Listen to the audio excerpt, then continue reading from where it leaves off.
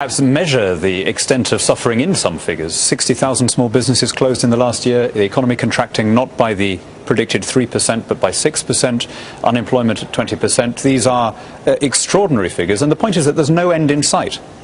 If the austerity and the cuts were a prelude to a recovery, then I think that would be one thing. But as long as Greece is in the euro, this is austerity and cuts forever. Devaluation, poverty, emigration for a generation, because the country can't default, devalue, price itself back into the market and begin to export its way back to growth.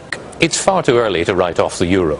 The Daily Telegraph, for whom Dan Hannan writes occasionally, have been writing off the euro for all the 10 years of its existence. It's still there, it will continue to be there, and no country will leave. The only arguable way of easing the pain for countries like Greece would actually be for Germany to leave the euro and for the currency to find a lower level. But that won't happen. We will deal with it, and there is a problem with Greece, but it's about 2% of Europe's economy.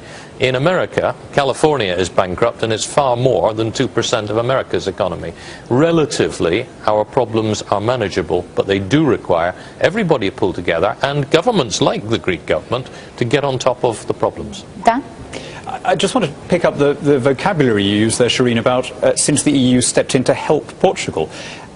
It isn't helping Portugal or helping Greece or helping Ireland. The money is not going to the ordinary people of Greece or Portugal. The money is going to rescue some very wealthy European bankers and bondholders from the consequences of their own error. But the repayment will come from the ordinary taxpayers of Greece and Portugal. So is it any wonder that they're complaining about this when low and medium income people are being sent the bill once again to bail out the banks? We have in Greece a lot of areas where we can invest immediately. Be it the tourism, where we have a competitive advantage, but we have to invest into quality. Be it renewable energy sources. This is virgin land, if you like, in Greece. We are blessed. Greece is blessed with sun, water, wind, but this is an area where we haven't invested yet enough. If subsidies were the basis of prosperity, Greece would now be the richest country in Europe. Precisely where Danuta's ideas, which the Commission is also taking up and putting forward, of using cohesion funds put into the Greek economy to create jobs and to create wealth is right. And whereas in the past these have always required matched funding from the national government, the agreement for Greece at the moment is they will not require matched funding because Greece does not have the flexibility in its own budget to give any kind of Keynesian stimulus to the economy. But one of the problems has been the structural funds, isn't it? I mean, come on. We're in this crisis because of excessive debt and excessive spending. And the only solution we're hearing, here and indeed in the chamber just now, is more spending and more borrowing. I mean, look, if bailouts were... Who's saying this? We've just been hearing this. We want more cohesion funds.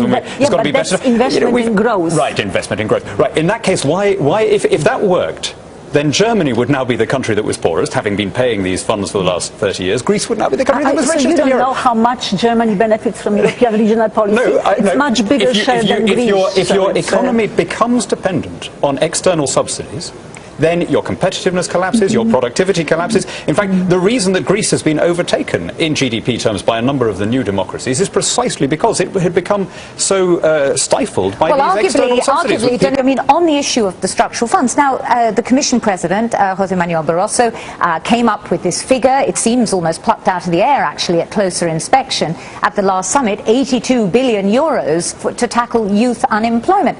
The closer you look at it, the more it looks at this money. It doesn't actually exist. What do you think? I mean, who knew it was that easy? You can create all these jobs by spending 80 billion. Why not spend 800 billion and create 10 times as many jobs? I mean, why not, in fact, go the whole hog and have everyone working for the state and the state owning everything, the way the Soviet Union did? We'd be the richest country in the world.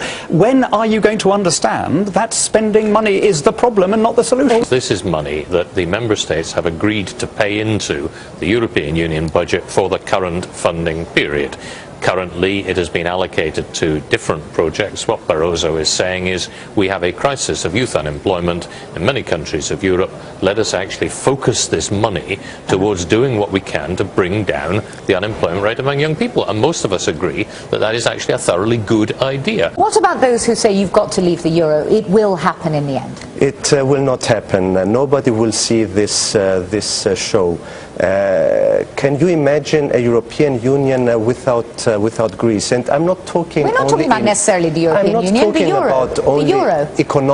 economic terms. Very rightfully it was pointed out, Greece's GDP is about 2% of European Union's GDP. But look at the whole project of the European Union. Look, the neighborhood Greece is founding herself. The Balkans. But you can be in the European Union and not in the euro. The UK is there. Well, once they leave euro, they will also have to leave European Union, because the treaty does not allow to either have the derogation. They would have to negotiate, like UK, the permanent derogation, or they will have to make a commitment that they will join it back. So and in any case, it doesn't solve the problem. If you reintroduce the drachma will be at a level at which the debt that Greece holds will more than double, and the country can't get out of the You do it with a default. It's a default and a devaluation. That's the package. And the default is coming anyway. I mean, you all know that. The default is already there. In some of the in fact, half of the default has already happened. Yeah. Default and devaluation, the two biggest sectors of the Greek economy, as I understand it, are shipping and tourism. Both of those would hugely benefit from a competitive devaluation that would allow Greece to price its way back into the market. Just one more thing on this money, briefly. these extraordinary millions and billions that we're all talking about. Nobody has it. No member state has it. All of them are running deficits. So we're talking about borrowing money that we don't have in order to lend it yet again past all the money that's already been lost. You didn't frankly have the balls to put country before party.